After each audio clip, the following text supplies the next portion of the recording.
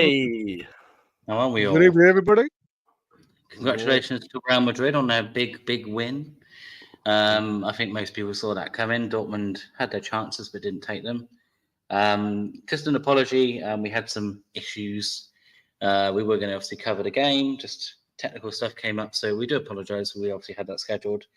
So apologies for that for people who are looking forward to that. But I mean, to be fair, it was only really the last parts of the second half of it vaguely interesting anyway. The first half was all right, but it wasn't the most exciting fun on the planet. But congratulations to Real Madrid. well, I quite enjoyed it actually. I thought, Good say. mainly because Dortmund, excuse me, mainly because Dortmund were in the ascendancy, so I was quite enjoying the first half. But like us, final hurdle. That's it, isn't it? Just Indeed. failed. If I can I just take a couple of minutes to address Jody? He's been waiting for a beanie from the merch, and I sent him the tracking reference numbers and things. Yeah. On the very early hours of Wednesday morning. I checked it myself, and according to that, it had left the depot at West Meadows, was it, JR, which is, in your neighbourhood. It left there for delivery at 5:18 on Wednesday morning. So I'm not quite sure what's happened to that. But if you, and then I see you're in conversation there on the site with AG as well, and Mighty Mark, who've apparently had similar issues with these deliveries. If you could just go on the website and list if you can put the consignment number or something, because we can then get back to DHL. You're saying the problem appears to be that DHL delegate the final bit of the journey to somebody else. Well, they maybe need to know that these somebody else's are not doing their job. Obviously, all we can do is make sure that the products are dispatched in a timely manner, which they all have been. DHL need to be aware that this system isn't working for whatever reason. But thanks again for bearing with us. As I say, we are kind of out of our hands, but we do get all of the tracking information, which obviously we'll pass on to you, good folks. Yeah. Just let you know, Ian, I sent your shirt this morning first class, my good man. So if that gets you by Monday, Tuesday sort of time. So look forward to that. Mate, we just sent off on the Raw Mail yesterday this morning. Our other serial winner, along with Queenie. Yeah, they keep thinking it's the fit. Now, dear loyal viewers of this lovely channel, as always, welcome and like the channel and all that sort of stuff. But I have got some sad news. Now we've done some videos for the channel because we had some hard news that hit Newcastle, pretty difficult. We're coming to deal with it, and I'm going to play you the video. So bear with us. I'm just going to play some videos now. So please bear with us. I've gone to the trouble to download these videos. I hope you have some tissue to wipe away some tears. Dom's going to start us out. Then I'm going to do a video, and then our beloved Win finishes off the triumphant of these soulful videos. So I'm going to start with Dom now. So please give us some minutes of your time for these videos. All right. Greetings from Jacob, or as I like to call it, Arascal, as I was written down. So what do we think of this Tosin Adebayo deal? Some people say one of the greatest centre backs ever to lace up the boots. They say he's the new Costa Curta, but in a defensive way. He's a genius, and some were saying if he wasn't out of contract, he'd be the first £300 million footballer. It's devastating. We've lost the big man. We've lost our dream signing. Top of the budget. He's going to Chelsea. I lit a candle in a church earlier. I couldn't believe it. Tosin, how could you do this to us? We were gagging for you. We fell in love with you. We had parades in the streets ready for you. Ticker tape. Kevin Keegan was going to come up and make a personal visit to Tyneside just for you. We had the statue man building your statue. The shirt. You were going to get the famous number 9. The GOAT of world football was finally joining us. But no. His £4 million a week wages, we were going to pay it. But now we've lost a great one. We've lost the hero, the icon. I can't believe the new Bobby Moore has denied us. It's devastating. Heartbreaking. And it's so gutting because Sean Casey said just yesterday the deal was done. It was on paper. It was written. The ink had dried. They were just putting it in the fax machine. It was ready to come out and everyone was getting the ticker tape ready. This is the man. We've got him. He's worth £150 billion and we got him for nothing. And then we hear this about Chelsea. I can't believe Sean Casey got it wrong. It's the first time he's ever got anything wrong. And his 814th prediction of the summer. He was correct about Paul Dummett shaving his beard. And he was right about Matt Ritchie getting his driving license and his van license. He said that in 1996. Don't know how he even knew Matt Ritchie would be a player for us at that time, but he's a genius. But Tosin, you've broken our hearts. We were ready to welcome you on board. Oh my goodness, and now we've got to watch you, in a rival shirt. Oh my goodness. It's devastating. It's too much. First, Jeff Hendrick's contract runs out, and he won't sign a new one. And then Tosin Adebayo, who everyone loves, yet nobody knew who the hell he was until 3 weeks ago. He doesn't sign for us. This centre-back that kept getting left out of the Fulham team. Oh God. I might have to piss in my pyjamas tonight because I don't know if I can go on watching football if this is what it's going to be. All the big boys are leaving. I'm not happy. As you can see, it's a hard time for Dom. It's a very hard time for Dom. Now, to go, because we look after our own here, we don't want to make him feel alone because it's a heartbreaking video to watch, and mine isn't as long and Norris wins. But we responded because we stick together on this channel. So this is my response to Dom's because we're nearly over it now. We wanted to stick by him. So this is my response.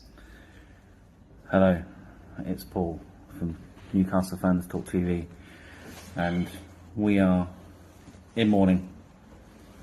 Dom has sent us the original video, and we just don't know what to say. It's devastating. It really is. I wanted to buy Yo-Yo. Chris wanted to buy Yo-Yo. Dom wanted to buy Yo-Yo. Roy wanted to buy Yo-Yo. Even Win wanted to buy a Yo-Yo. Win wanted to buy Yo-Yo. And we're going to have to name today non-Yo-Yo Day because he's going to sign with Chelsea, as we said. It's devastating. We are all going to wear a black tie for the show later to show our commiserations with losing this brilliant, outstanding player that I've never bothered about. And Chelsea fans, I mean, well done. Well done. You have pulled the wool over our eyes. I mean, you really have. You are the big club. We have to admit it now. You are the big club because you bought your Yo-Yo when you wanted it. We didn't buy our Yo-Yo when we needed it.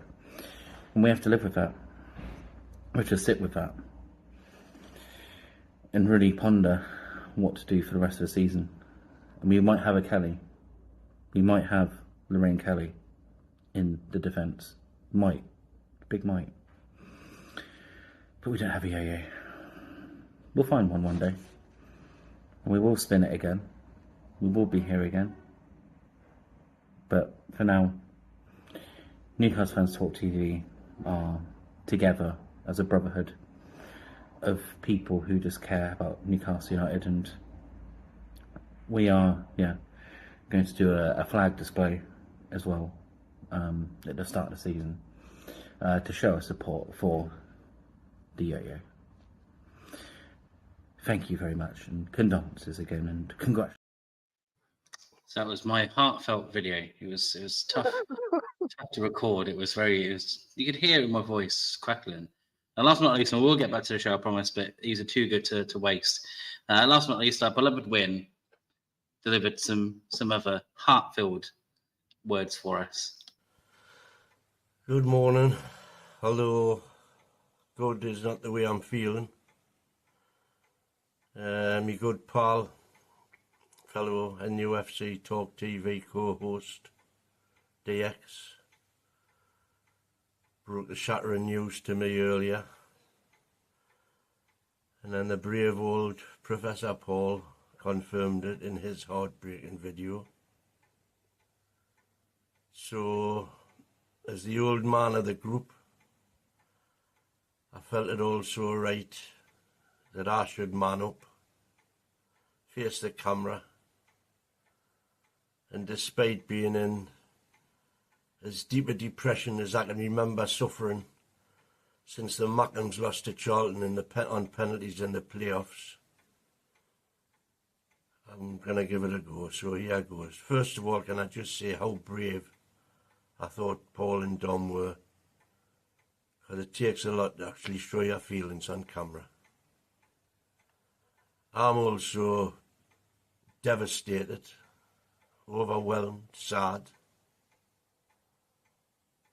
but, and I feel a little bit guilty about this, I'm also angry. I'm very angry that Chelsea have once again shown what a massive, historically important club they are compared to us by coming and stealing, yes, stealing this generational talent from under our noses when we'd been guaranteed by a certain transfer prediction expert that we were going to get a yo-yo. The entitled cockney wankers just stroll in and pinch my yo-yo. This is the yo-yo, by the way, that none of us had ever even heard of, let alone played with, till about 3-4 weeks ago. We could hardly pronounce the brand name. England have never played with a yo-yo, but they just come straight in and pinch my yo-yo. I don't know where we go from here, I don't honest. We might as well just start preparing for relegation. We're knackered.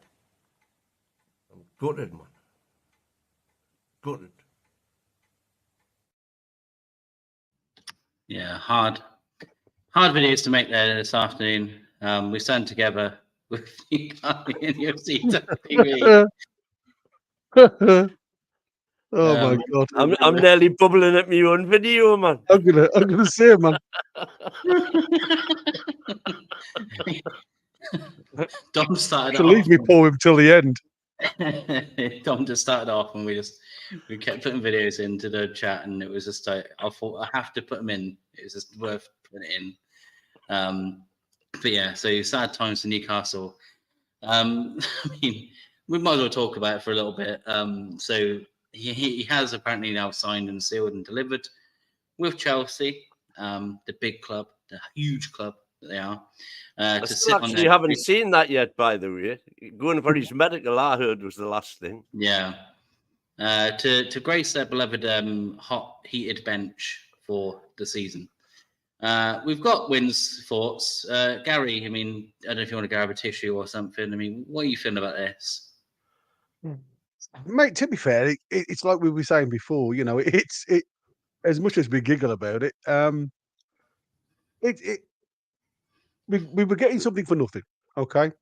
Now, like I said, and I have alluded to many a time in this type of era where we are governed by FFP, SPR, la di da. We have got to look at the 50 million market and under is going to be the buyer's market these days. So, what you've got to think with Tosin is he's lives in London. There's not many massive clubs in London. The one big club that come out of London is Chelsea. They've offered him something. It means he hasn't got to uproot his family. He's got lots of plus points staying in and around London because obviously that's where he's living. So good luck to him. I mean, if lads don't come, from my point of view, it's because they've got limited ambition. Because as you've already alluded to, he's probably going to sit on the bench for most of the time, unless he can rip some trees up. I believe Chelsea still have better players than this lad in the squad. So he's obviously going there for obviously, like I said, family, don't get moved. Money's probably better than it was at Brentford. And, that's his choice. Go for it. Win, I mean, obviously, more seriously, are you that bothered to lose him? Or I think he's a good player. Yeah.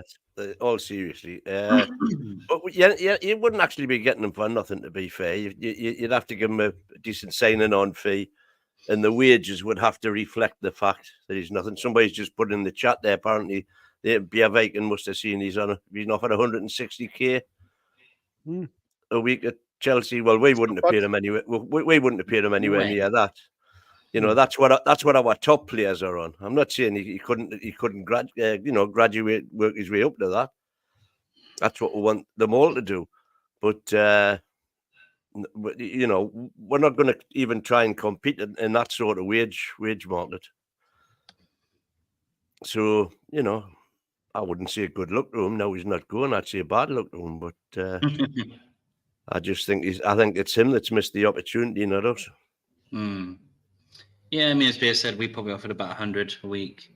And it is, I think that players sometimes, I know it's not always a player because you have agents and, and that sometimes turns their head because they'll be talking about, look at the money you can get and, blah, blah, blah. Like, I can see that being in there. But it's just one of those things that, do you want to be I just wonder if we've got a very, very clever transfer policy. Where we just send red herrings all over the place, and the minute we send them, everybody else goes and looks and goes and wants them. And we've never had any intention of getting them because all the time we are little beavering away like little swan's legs and getting on with the deals. Because, when you knew nothing about Bruno before he came, when you knew nothing about Botman before he came, when you knew nothing, when I say before he came, until literally the deal was done. Yeah. Tonali the same. Everybody assumed we were going for Barella from Inter Milan. When we signed Isaac, everybody thought we were after Nunez. When we were after Bruno, everybody thought we were after Paqueta. Yeah. So, they've got Newcastle, good on them. We've got a history of doing this sort of thing. Totally agree. We stuck the feelers out for Diaby and Szoboszlai, and somebody else goes and ends up nicking them. And have we dodged bullets with both of them?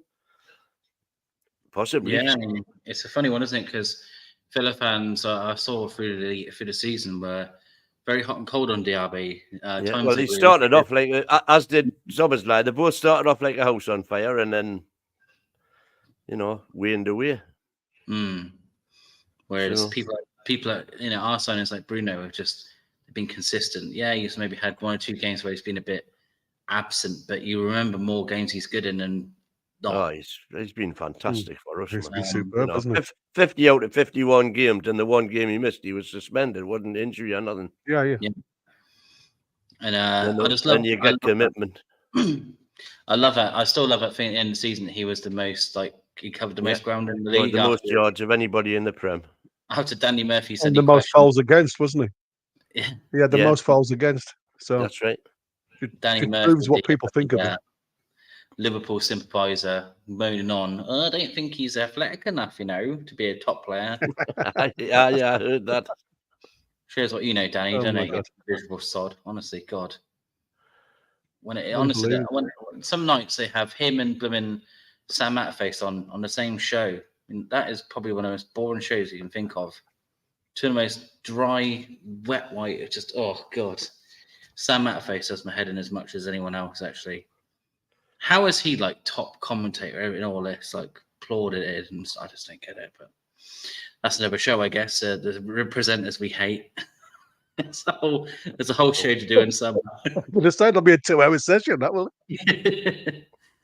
But yeah, no, it's a shame. I mean, look, Lloyd Kelly looks like it's close. There's rumblings that it's done and pretty much dusted. Just waiting. Well, I mean, there's multiple sources that are reporting that that's literally a done deal. That's over the But line. as I say, I'll believe it when he's holding the scarf above his head on the pitch. Yeah. I mean, it's like this one, isn't it? That Towson was definitely 100% the Newcastle player. He'd signed his contract, according to some, sources.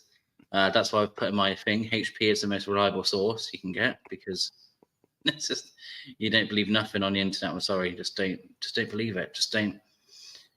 You make you might get it right if you put one hook out. Well, if you throw enough darts, one of them will stick. Yeah, but. Yeah. Just Twitter's full of people that just believe anything that's put on there sometimes. And if I put out tomorrow that Nick Pope was leaving Newcastle, I think a few people would believe me. Yeah. I mean, the other thing is as well, that Chelsea are the fact that Chelsea are signing free agents is significant because they're widely reported as being in breach of FFP. Yeah. And so the other thing to come out of that is that UEFA are already charging them with previous breaches, which could result in disqualification from European competition. And that several reports I've read now that are saying Chelsea, because they're just in the Conference League now, are going to do a plea bargain with UEFA to say, look, we'll own up, we'll take the ban, but we'll take the ban this season now and not compete in the conference. Yeah. And of course, if that happens, could be happy days because they need somebody to replace them, and that'll be us. That'd be the most Tim Pot way of getting into a tournament ever, I think. But but remember, the last time we got into a competition in a very tin pot way, we won it. We won it. We did win it. Absolutely. Because we got into the Fairs Cup by finishing 10th. Yeah. Because of the one club, one city rule. Yeah. Well, even I know people don't count it, but even the NTTV Cup, we got into that in a stupid way as well. That was unfair play, wasn't it? Yeah, it's just like I didn't won that at all. I was shared it. That was the other weird thing about that cup. How can you share a cup? I will never forget for the rest of my life as a Newcastle fan that picture of Scott Parker holding up that little plaque, and he looks absolutely miserable. He does. It's like, what the hell am I holding? Like, what is this? We win major plaudits at Newcastle. We don't go for the small cups. We win NTTV Cups for the fun of it. Why not? We just turn up and we win it. It's just one of these things, isn't it? That next season's just be so interesting with where a lot of clubs fit in and what they're doing, how they are. Chelsea's gonna be very interesting with a new manager. I think they're dumb. I think that I could be proved wrong. I think Chelsea have been really stupid because Poch had something going at the end of the season. You could see that they had clicked finally under him, and then they sack him, which is weird. But whatever. I'm not a Chelsea fan. And then they bring in the guy who, he's done a good job with Leicester. Like, I'm not saying he's done a bad job, but no experience in the Premier League at all. This fellow, like, yes, he's worked under Pep, and I know that. Well, that's what I was going to say. That's his credential, isn't it? Yeah, he worked under Pep. And it's just kind of like that's the only reason he's going to get a job. But yeah, Chelsea are taking a huge risk because, I mean, you know, you've got someone like Poch who's got experience at least, who understands what it is to finish 4th and 5th with Tottenham, a team that were worse than Chelsea, the Chelsea team's got now. And then you've got this lad who, yeah, it's kind of like, I don't know, they're going to have to be honest with themselves and say, are they really? I know the players they have realistically, they should be aiming for top 4, but with that type of manager, it's a tough one. I don't know really what they're going to do next season. He's got written in the stars, really, he's someone that's sacked by February, really. But who knows? It's just kind of like, you know, because those Chelsea, he's got so many players to pick from, and are they going to respect him? Are they going to care who he is? I mean, you know, Liverpool, again, like Liverpool have got a manager that's respected, but again, losing Klopp is like losing their Ferguson. Yeah. So that's going to be a big learning curve. And then still, who knows with Man United, what's going on with that lot, honestly. You know, Ten Hag's leaving one day, and he's staying another day and going another day. And I know. They've tapped up the Ipswich manager, and Ipswich have jumped and given him a 4-year deal just so they don't nick him. Who knows with them? The only two that you're going to know about is City will probably do the same, maybe more angry because they didn't win a few things. And then Arsenal, you'd think they're going to be a bit hungry because they want to try and win the league, but he keeps falling at the last hurdle. But they're the only two teams you see being consistent. And then you've kind of got Villa, who have the Champions League on top of everything next season, which I think will be tough for them. And then there's us. You know, we're kind of that other team that's in there that will have the breaks, will have the time off. Can we take advantage of it? Well, we need to. You know, the way Tottenham have done this season. I've still got a sneaking feeling that because Chelsea have got such good players, and of course now they've added Tosin. Because they've got such good players. I mean, I predicted they would be top 4 this season, but they were so open with especially we're getting Poch in. I thought they would be top 4, but again, you see, I predicted we would be second, and I still believe if we'd had all of our players fully fit and available that we had at the start of the season, without all the shenanigans that got on, we would have been right up there. Maybe third. And so we're in a no worse situation now than what we were then, and hopefully we're going to be in a better situation because we will be signing a couple of new signings to go along with the new signings that we didn't get to use last season. That's the exciting thing, isn't it? That again, I know these are reports. They're not pretending. We're not pretending they're real, but people you trust. You know, more people that know Newcastle better than the inner knows have reported that Newcastle are looking at 3 major signings. Like that's been the big quote around the last couple of days I've seen on, you know, the media reports that we're looking at 3 major like recruitments into the club. So we've binned a lot of, you know, deadwood. You know, people have done stuff for us. I know Paul Dummett's been a good servant, but he's surplus to requirements. Matt Ritchie, good servant again, but he's surplus to requirements. Carrier's done a job, but again, he's not required here anymore. So the players that we're not unhappy to be seeing going, we're probably going to see the end of Ryan Fraser. I'm sure he'll probably end up at Southampton. Which that was the beauty of Southampton. Yeah, coming up. Leeds. The flip side is they might not be so interested in getting Longstaff now. Leeds. Yeah, but at least they get another one off the books. So you're looking a bit healthier when it comes to wages and that sort. You know, so there is a bit of a gap there. So I can see how the club are thinking, like, okay, you know, maybe a few more headline signings out of the club. So maybe Miggy or whatever goes out and gives us like a big cash boost as well. And then we can spend it on the 3. Yeah, as Kenny said, Hayden to QPR maybe, because I know they've possible, isn't it? Him.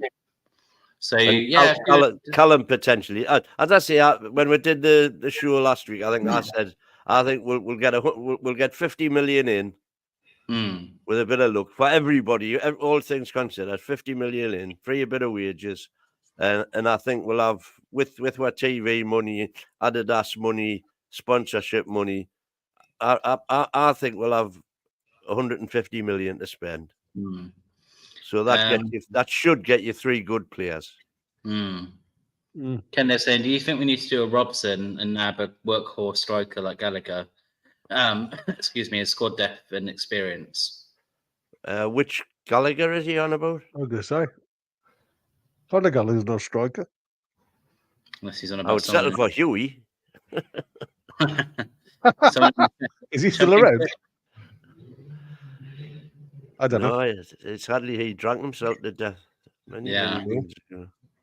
But there's a little bit more meat on the bone regarding this lad from Celtic, Matt O'Reilly, isn't there? Apparently, there's some real serious negotiations. I mean, again, it's all if you want to in the know, people. But this has come from different sources now. Obviously, the Chronicle was the first to bring it out, and now there's a couple of more popular sites that have mentioned Matt O'Reilly. And again, not somebody you can again, he's a midfielder, isn't he? As far as I know, he's a left-footed midfielder. So obviously, what they're trying to do is cover that left side again, aren't they? We've tried Anderson, he's done all right, but he's not going to rip up any trees there. Obviously, you've got Joe Linton that will probably be the mainstay in that position. But obviously, what he's looking for is the bench. Yeah, and Joe Willock. But again, if you look at Joe Willock last season, apart from his injuries, and you can't knock a lad for being hampered by an injury, he didn't look anywhere near where he should be. And I think what Eddie Howe is looking for now is a squad full on the bench, as every other big club does. He's looking for big names on the bench that can come on and improve the game in any way if he needs to make changes. Now, like I said, Matt O'Reilly, is it somebody that you would look at and say, "Oh, I know this guy"? Because unless you follow Celtic, no, exactly. Unless you follow Celtic, I hadn't got a clue about him until I did some deep looks into him. And a lad who scored 18 goals from midfield, and I think it's 12 assists, isn't doing too bad. Now, I know Scottish football's a lot far, there's a bit of a difference in levels, but you can only play the 11 in front of you. The lad obviously has got an eye for goal, and he's also got an understanding of the game to give so many assists.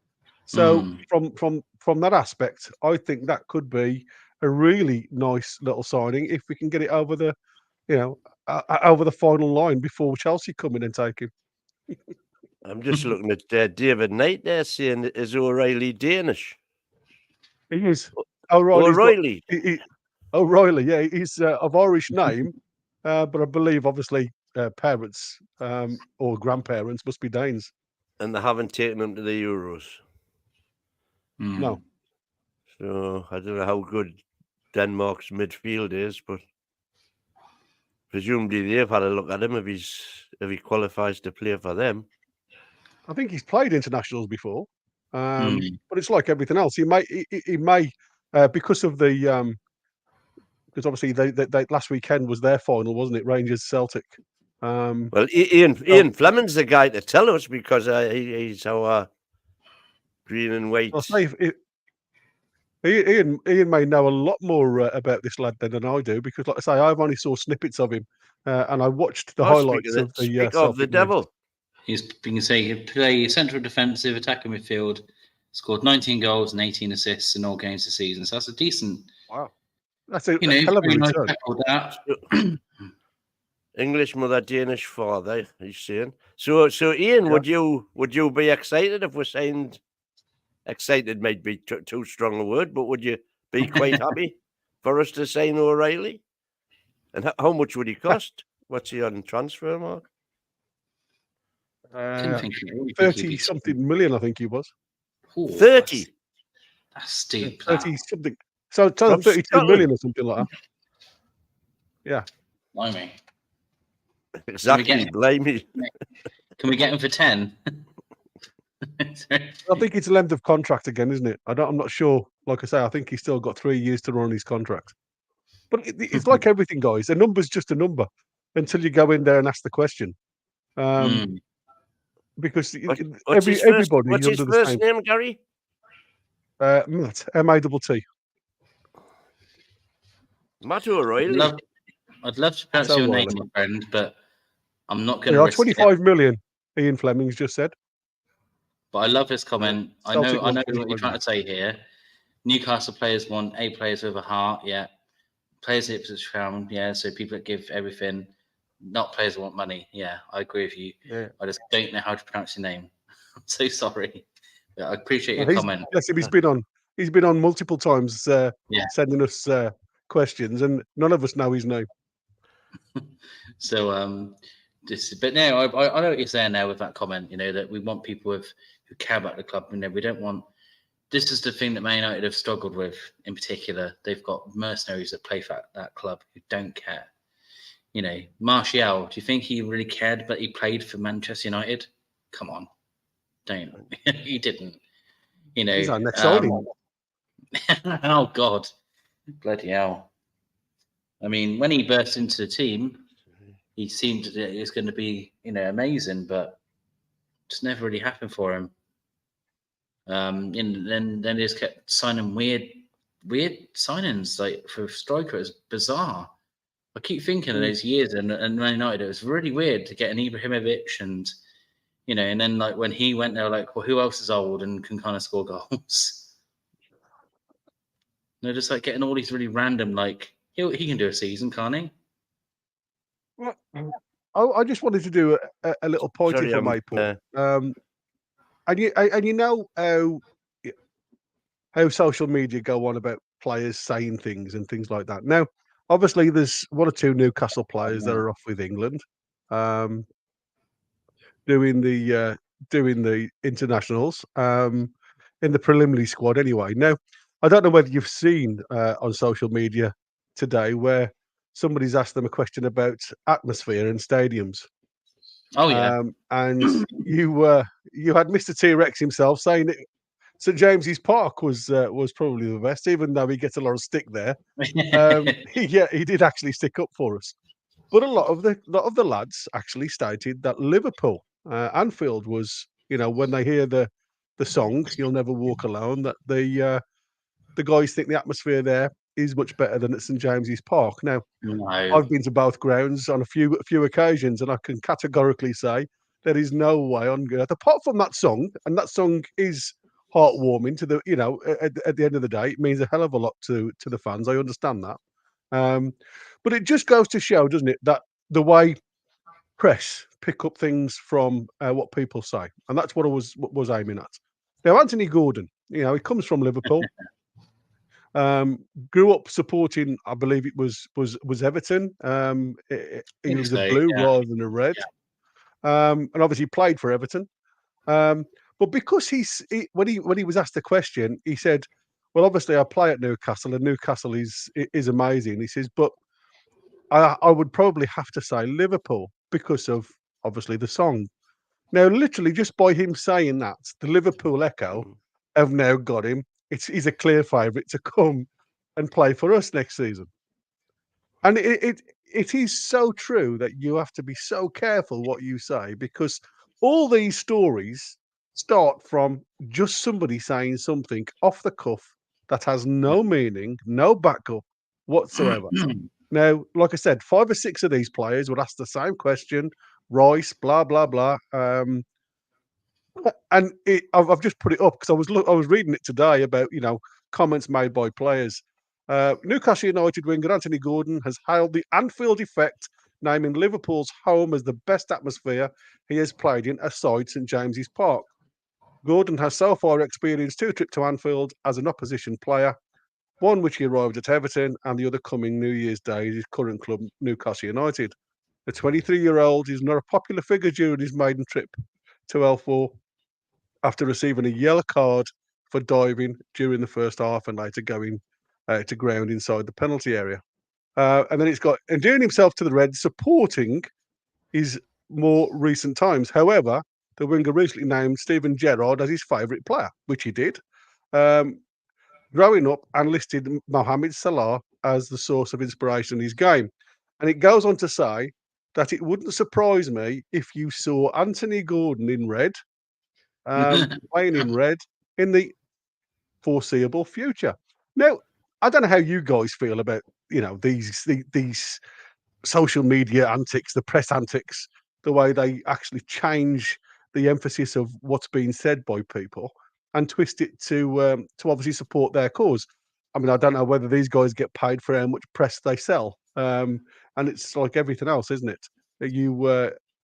I cannot see, if I'm absolutely honest with you, I cannot see any truth in that. Yes, I know, like I say, he's heroes. We've all got heroes as kids. Doesn't mean to say that you're a supporter of the club. And it just baffles me how these guys can change and twist the story. I mean, what's your thoughts on it, guys? It's just, mate, this is what they do. I'll never forget another one where, sorry, excuse me. Do you remember when Torres went to Chelsea? Mm-hmm. And he couldn't score for the love of God. He just, That's right. whatever it was, just wouldn't go in the back of the net. And they talked to him in a press conference. And I can't remember the exact wording, but he said something about like Liverpool when he was there. Like there was like a kinetic sort of, kind of unspoken sort of thing that happened with that squad. So he would get the ball and just kind of know what to do. And his problem with Chelsea is that he hadn't found that yet. It's kind of still struggling to connect the dots.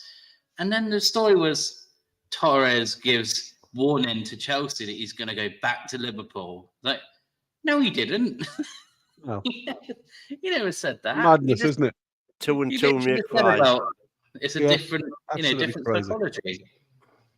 And this is what they do. They just twist anything. I mean, I know people when they go abroad, they always misquote them, or whatever. They say the wrong thing and they say, "Oh, look what he said there." Like Pogba was always getting in trouble, wasn't he? I mean, he's in trouble for more things now, but he'd constantly get misquoted or say something stupid about Man United and then be in trouble when he got back, or consistently. You keep thinking like, why do you keep talking? Like if you're going to get misquoted. So it's just this is when it's this time in summer as well. When And there's not the hacks have got to about. find something to write about. That's it, isn't it? And then there's not enough to talk And they know for a fine fact if they write something about Newcastle, they'll get 1 million more clicks and watches than they will for a lot of other clubs. Yeah, Like they put the article out about us losing out on Tossen, and it was very much like ha ha ha Newcastle sort of thing, like very jibey at us in the wording, and all the comments were quite right there. It's like you wouldn't do this if it was just Man City. You wouldn't word it this way. You only word it this way because it's Newcastle. And you get the bikes. You've got to get Newcastle in the headline. Yeah, absolutely. It's crazy. I was just looking at this. I don't know whether you know anything about this new chief operating officer. I know you guys have already done a topic on it. This Brad Miller. We touched on it last night on the American Mag when it first news broke. Yeah, I was watching you, buddy, and that's what I said. I know you guys have touched on it. Anybody any thoughts with the signing of this guy? I mean, that's the only thing we can really talk about because it's the only one. The one thing we know about Newcastle is that the IT infrastructure is appalling. Everything absolutely. to do with ticketing or the club shop, whatever. It's embarrassing. Second rate. Yeah, it's embarrassing. And so most of us have been given refunds now, haven't we? Because of obviously the stream failure. I know Chris has. Did you get anything, Win? I haven't got anything. No, well, I got it for free anyway because I'm a season ticket holder. Yeah. I got you. Okay. Yeah, I got it for free, so I didn't get anything back. So, I'm a member, so I don't know. I think was it Chris was saying he'd got a. Chris was I saying think he's got a refund. I think it is if you paid. But anyway, this new COO, Chief Operating Officer, I don't think it's got anything. I don't know for certain, but I don't think it's got anything to do with football at all.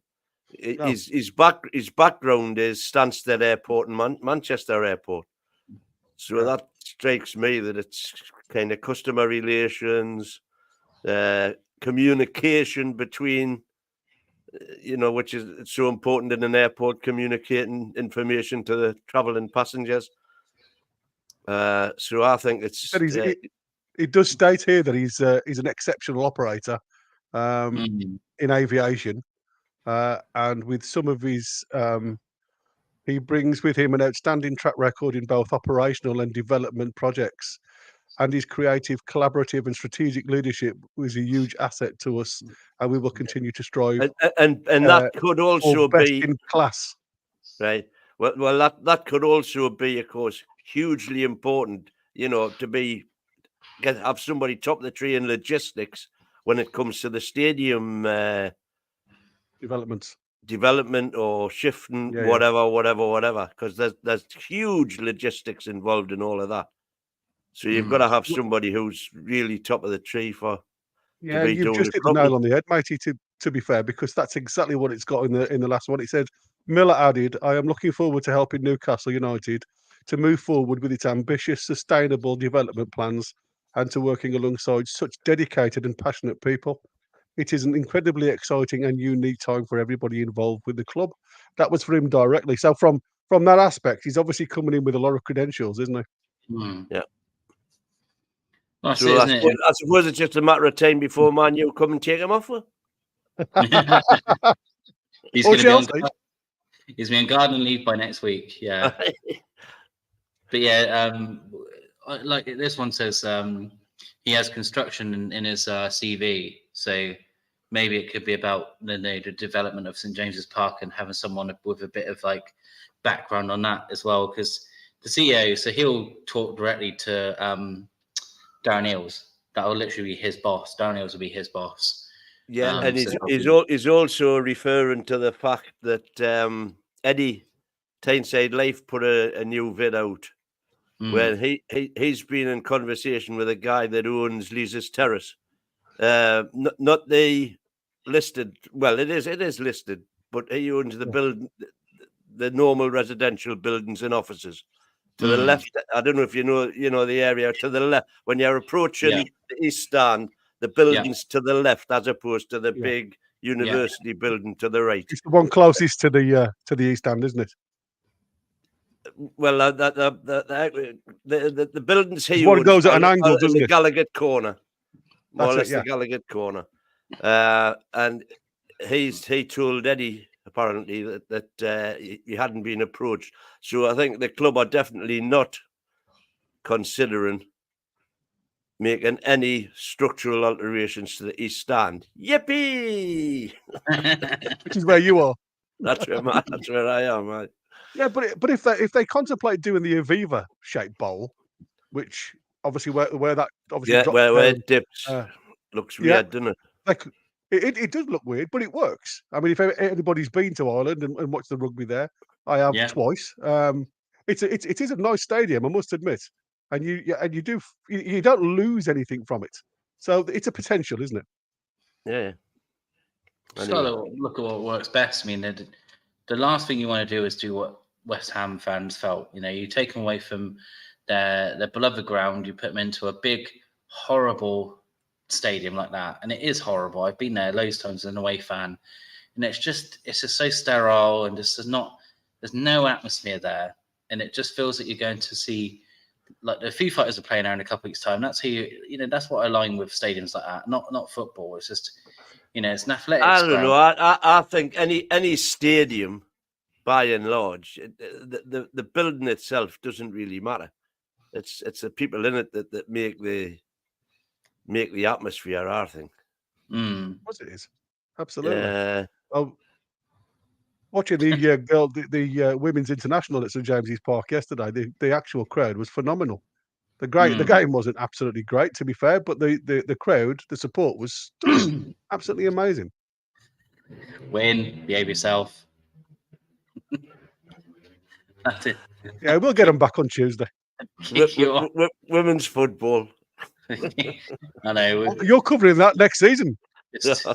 Sadly not. Just anyone out there, Win does not exactly represent the thoughts and processes of NUFC Talk TV's owners or affiliates. He is an independent adjudicator.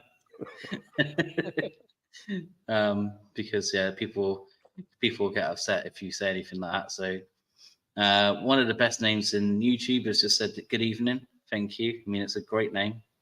I'm not going to read it because I'm not an idiot. Maybe Goldwood might have fallen for it, but I'm not going to. But yeah, anything else going on in the warp of Newcastle? I mean, it's going to be a bit dry. It's that time of year, and that's why Yeah. we're gonna have some kind of, well, not offbeat topics. In fact, anybody in the chat, if you can think of a topic that you'd like us to cover, by all means, shove it in, and we'll give it a run. What we've got lined up at the minute, we're going to do probably a couple of VAR specials. Yeah. To see where that's headed, where it's going. I mean, they're talking about scrapping it all together. Whatever. Do you think it's a good thing, a bad thing? So that's one of the topics we've got. The other, my pet subject is timekeeping. I would love to see a 60-minute stop clock.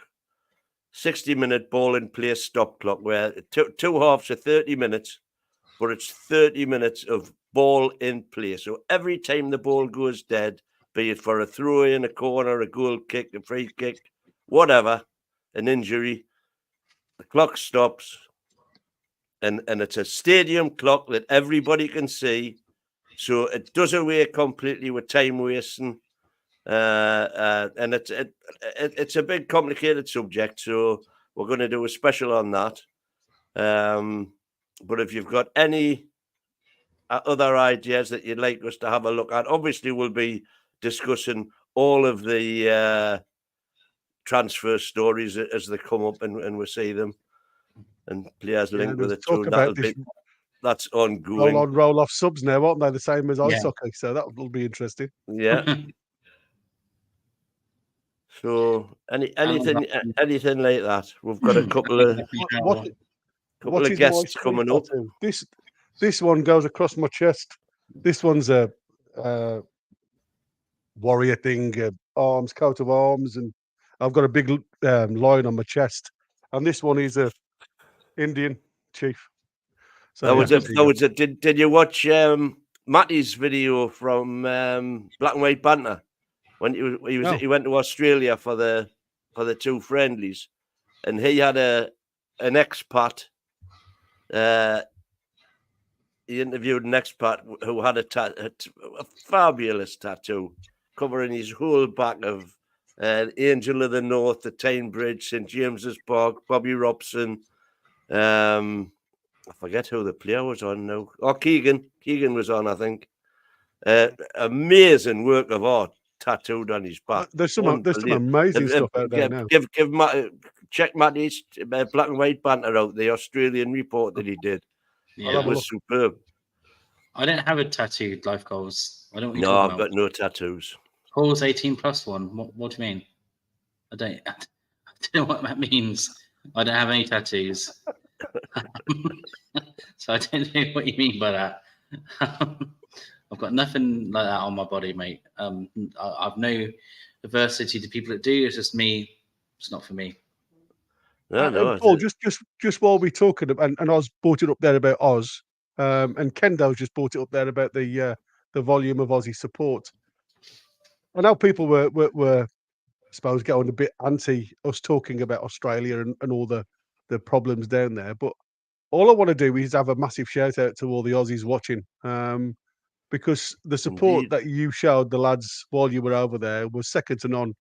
And we had a couple of texts after the show that come through, and a lot of the Aussies were saying, were a bit disgruntled about what people were saying about, the Aussies this, and it was a poor show and everything else. Because as long as you guys enjoyed it, that's all it counts. And you've come back and said you had a great time. And from that point of view, like I said, all we can do is support the cause. We can only talk about what we saw, and we hoped it didn't devalue the enjoyments out there. But everything that's come back from all you guys out there has been absolutely 100% positive, and that to me shows, shows the reasons why we do it. And like I said, from that point of view, I want to thank you for your contribution to the channel, because without your feedback, we can't move forward. So thanks a lot, guys. Thank you. Yeah, no, amazing. Yeah. If you stick Alan Thompson's comment back up again there. Oh yeah, It's an interesting one, because no, you're actually wrong, Alan, because currently the way we're playing now, playing 90 minutes, the ball and play stats for the last 10 years, which is when they first started doing them, ball and play averages between 51 minutes and 61 minutes. That's the way we're playing now, and the game's still done in 100 minutes. Obviously, they're adding more time on now for various things, but they wouldn't need to add that time on if the clock was stopped. So as it stands, games take, with 60 minutes ball in play, the game takes 90, 100 minutes to play. Exactly the same as it is now. So it wouldn't take 4 hours. Apparently, a game lasted 122 minutes last season. That's mental. Yeah. But that's one of our games. Games were played 9 minutes in the first half and 12 minutes in the second, didn't we? 12 minutes in the second or something silly, yeah. And if you look at the facts, and again, I always harp on facts about injuries.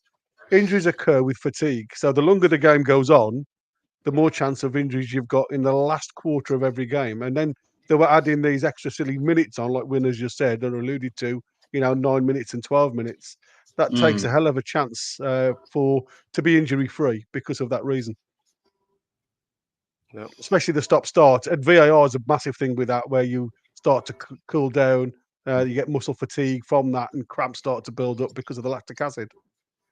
And our friend with the Thai rating, whose name we don't sadly know how to pronounce, can you not write in kind of English what your name sounds like phonetically, so we know what to call you? Because we don't know how to pronounce Kishoy Dunsui, unless that's it. And if I've done that, I'm pleased. but if you put in what it sounds like in English, then we'll know what to call you, mate. Or we don't just call him Dan. Yeah. Or should we just call you like Alan Shearer? Alan Shearer, yeah. Yeah, but any other business, lads? So we've got nearly an hour. Anything else to? Yeah, I'm going to finish on my poem, if that's okay. Oh yes, go for it. Our team, NUFC, which art 11, hallowed be thy game. Our match must be won, their score must be none. On turf, as we scored at least 7. Give us today no card of red, and forgive us our lost possesses, as we forgive those Longstaff who lose passes against us. Lead us not into rehab and deliver us from penalties. 4-3, 5:30, or even 8 is the kickoff. The power of the defender, forever and ever, full time on me yo-yo. Good night, all. And on that bombshell, I think we're back tomorrow at 10 o'clock, I think. So thank you so much, everyone. Really appreciate you coming. Bring your questions and all that for tomorrow, because I'm running out of things to talk about unless something happens tomorrow. we'll find something by tomorrow. But yeah, all the best, everyone. Thank you so much.